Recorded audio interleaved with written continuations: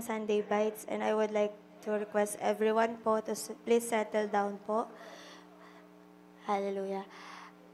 Ang dami natin Busy yung mga nasa kanan, sa kabilang side ng ating building. So, ayan, kahit may ginagawa po tayo, I would like to encourage everyone po to please bow their head and let's pray po for our word for this day, for this morning. Hallelujah. Thank you, Lord God, sa umagang ito, Panginoon. Salamat, Lord God, sa pag-iingat, Panginoon, sa nagdaang linggong ito, Lord God. Salamat, Panginoon, sa kagalingan, Lord God. Salamat, Panginoon, sa paggabay sa amin, Panginoon, para maitawid namin, Lord God, ang nagdaang linggong ito, Panginoon. And we pray, Lord God, na iaalay lang namin ng araw na to, Panginoon, sa inyo lamang, Lord God. We just want to focus, Lord God, our thoughts, Lord God, lahat, Panginoon, ng maririnig man namin, Lord God, lahat ng sasabihin namin, Lord God, sa araw na to, Panginoon, ay maging papuri lamang sa inyong pangalan, Panginoon. Maraming salamat, Lord God, sa inyo lahat ng kadakilaan, kapurihan sa pangalan ni Jesus.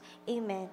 Amen. Kamusta po ang lahat? Ayan, yung iba po nasa kabila, ayan, naririnig naman po ako dyan. So, let's dig in po muna sa salita ng Panginoon sa umagang ito before we start po sa ating praise and worship.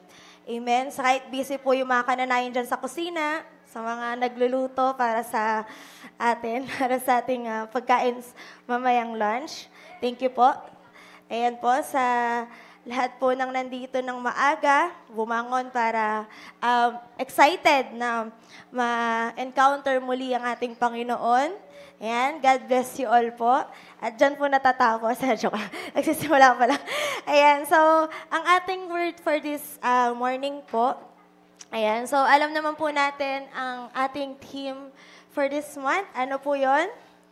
Kahit wala akong kasama, kahit walang masyadong tao dito, nasa kabila po kayo. Ayan, ano po ang ating theme for this month? Ayan, basahin po natin. Ayan, so the joy of bearing fruit. Amen. So, kamusta po ba ang ating, ilan na ba namunga na ba tayo? Ayan, ang tamang tanong. Namunga na ba tayo? Amen. Sino pa dyan ang mamumunga pa lang at excited mamunga? Amen. So, the joy of bearing fruit. So, this morning po, sobrang, alam ko yung isi-share ko ngayon is very familiar na siya sa atin. Pero, yun kasi yung unang na-remind sa akin nung nalaman ko yung team for this month. So, and na-bless din ako sa mga nakaraang preachings this week, yung mula sa prayer night hanggang sa dawn watch na, which is protect your joy. At ano po yung isa? Kahapon. So ano yung word ni Pastor Noah kahapon? Ay, walang nakinig. Ano pong title ni Pastor Noah kahapon? Nurture your joy. So, ngayon naman po, ang kakatawa kasi, nung sinare ni Pastor Noah yung movie nung Inside Out, doon din ako nag-base ng word, ng word ko for Sunday Bites. So, ang sa akin naman doon is, yung take-away ko naman doon is, in-encourage talaga manood ng movie. Pero ang ganda kasi ng movie, kasi nung pinanood ko ulit yung 1, kasi nga, para maintindihan ko ulit yung 2, bago panoorin yung 2, syempre babalik tayo sa 1, para, para ma-remind ko ano yung story nung bida. And andoon na-realize ko na ang bilis ng oras, and sa bawat lumilipas na oras, ang daming binabago sa atin, ang daming nababago sa atin, di ba? From nung bata pa lang tayo na small things lang, ang saya-saya na natin. Then, nung medyo nagkaedad na, di ba? Parang yung mga dating maliit na bagay na nakakapagpaligaya sa atin, hindi na. Di ba? Medyo lumalaki tumataas yung standard natin. Pero, nakakatuwa kasi na-remind din ako doon na kung ano ba yung, sa bawat season ng buhay ko, ano ba yung emotions na nagko-control sa akin. And doon ko na-realize, nung sinabi ni Pastor Noah na So, dahil nga hindi na masyado nakapag-life group, and then nung nanood sila, walang joy yung nagsabi sa kanila.